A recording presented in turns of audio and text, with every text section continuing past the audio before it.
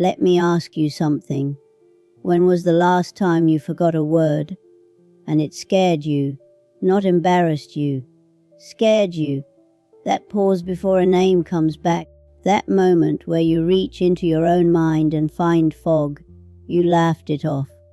I'm just tired. It's been a long week. But something in you whispered, is this how it starts? My name is Eleanor Voss. I am 91 years old. I was a public school principal for 34 years in rural Ohio. I have buried a husband, 2 close friends, and 1 student I loved like my own son. I still read without glasses. I still recite poems from memory, verses I learned in 1953, when I was 18 years old. I am telling you this because somebody needs to say what doctors whisper between appointments, what your family thinks but won't speak at the dinner table. The mind doesn't have to go. You just stopped feeding it. People told me, neighbors, well-meaning people, even one physician I trusted, that after 80 you make peace with decline. Eleanor, at your age, 4 of the most quietly devastating words in the English language. I rejected that sentence, not out of stubbornness, out of evidence. There is a real, visible, undeniable difference between the people who accepted decline early and the people who refused to. Not in their DNA, not in their luck, in what they put in their bodies, consistently, quietly, without fanfare. 5 ordinary foods, foods you can find in any grocery store in America. No biohacking, no supplements, no influencer telling you to buy something. The most dangerous lie about getting older isn't that your body will slow down. It's that your mind has no choice but to follow. I need to tell you about Gerald. Gerald was a school superintendent. Sharp, fast, brilliant. Remembered every name, every number, without writing a single thing down. He retired at 68, full pension, nice house, 4 grandchildren. At his retirement party, he told me, Eleanor, now I finally get to just rest. I smiled, but something in those words sat wrong with me on the drive home. Rest from what exactly?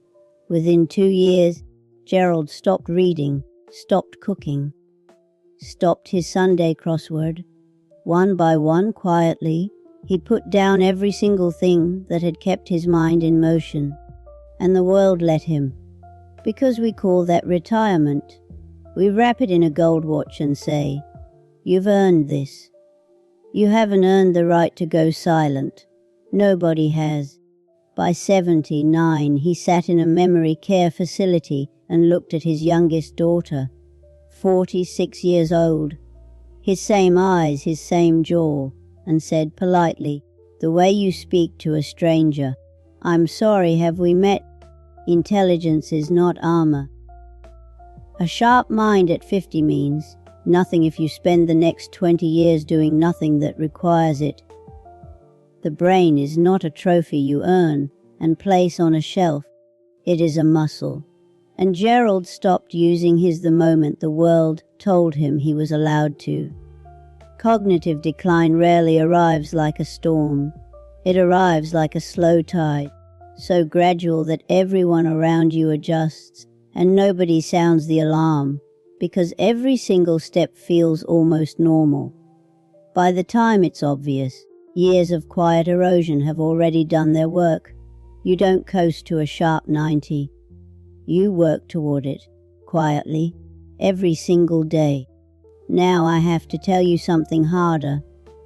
My husband Robert left a cup of coffee on the kitchen counter for me every morning, already poured, right temperature, every single morning for 31 years. I drank it standing up, already reading a memo, already somewhere else in my head. Robert died in March of 1998, heart attack, 67 years old. At the funeral, one of his co-workers said to me, Eleanor, Robert talked about you every single day. You were all he ever talked about. I received that as a compliment. It took me 4 years to understand it was also an indictment. Because I could not say the same. Not because I didn't love him, but what I gave freely daily, without question, I gave to the school. Robert got the remainder. The most painful realization of a long life isn't what you lost. It's what you had and were too busy to hold. Your job will replace you. Your title will be given to someone else. The organization will not pause for a single afternoon. Stop confusing productivity with meaning. They are not the same. They have never been the same. After Robert died, I decided to take my mind seriously as an organ, the way you'd take your heart seriously after a scare. I started reading about what actually feeds the brain. Boring research that nobody was putting on magazine covers because it didn't sell anything. And what I found was simple and quietly enraging. Simple because the answer was always in the kitchen. Enraging because no one had ever said it plainly to me. Not one doctor. Not in 50 years of being an educated woman. The brain is made of fat and electricity, and you have been starving one and frying the other for decades. 5 foods every day, or close to it, walnuts every single morning, a small handful. The single best food source of the omega-3 fat your brain uses to maintain its own structure. I have eaten them every morning for 40 years. Blueberries, fresh or frozen, $3 a bag. They reduce inflammation directly in brain tissue and have been shown, in actual human studies, to improve memory in older adults. Nobody is getting rich telling you to eat frozen blueberries, which is probably why nobody is telling you. Leafy greens, spinach, kale, whatever is available, every day, a real portion. The Mindy Diet Study found that people who ate leafy greens daily had brains functioning 11 years younger than people who rarely ate them. 11 years, not 11%, 11 years. Olive oil, I cook with it daily. The polyphenols have a documented protective effect on neurons. My mother cooked with it. Her mother did too. Neither of them lost their minds. I used to call that a coincidence. I no longer do. Fatty fish. Salmon, sardines, mackerel.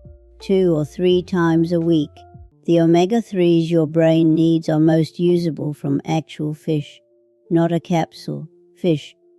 Robert used to complain about the smell of sardines. I eat them anyway now. That's it. 5 foods. No expensive program. No 17-step routine. Consistency is not glamorous. It does not get likes. But at 91, it is the only thing that actually shows up. 3 things before I go.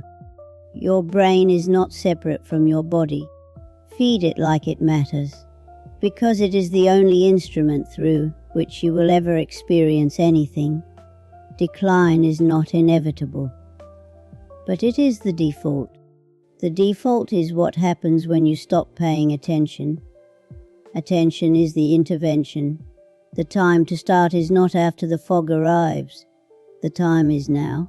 Today, I have used a simple practice for 20 years that has done as much for my mind as anything I have eaten.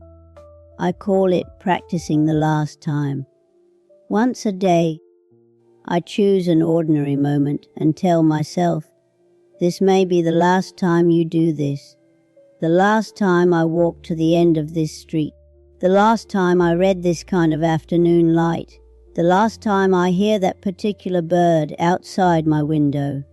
Not morbidly, with attention, because the real thief of a sharp mind is not age, it is autopilot. Moving through your own life like a background process, present in body, absent in mind, letting days blur into weeks, blur into years. Most people sleepwalk through their sharpest years and then panic in the foggy ones. Don't do that. Your challenge today, Eat one of those 5 foods. Make one call you've been postponing. Do one thing that requires your full mind.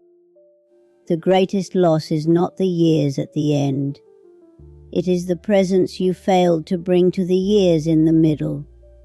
A sharp mind at 90 is built in your 40s. What you do today is already writing the last chapter. Robert's coffee cup is still on a shelf in my kitchen. I see it every morning when I eat my walnuts and watch the light come through the window. And I am, finally, fully, here for it. The people who will forget your name are not the ones who got unlucky. They are the ones who never believed it could happen to them. Tell me in the comments, what is the one thing you keep saying you'll do when you have more time? Because I want you to hear this from someone who has run out of it. That time is not coming.